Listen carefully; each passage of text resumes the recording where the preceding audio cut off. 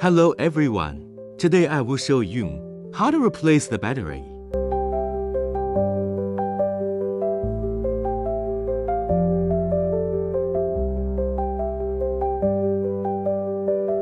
Please make sure the machine is turned off when replacing the battery to avoid accidents.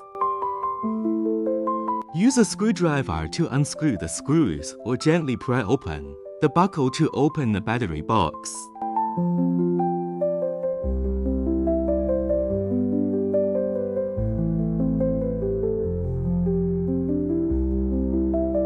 Place the new battery in the battery compartment.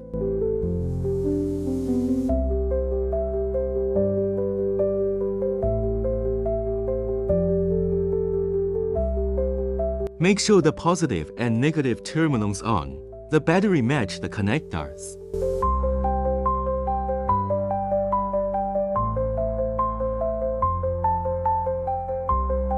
Install the housing in the correct direction and position.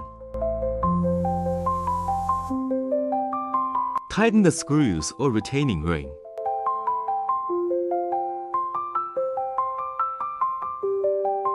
Power on test to check if the battery is working properly.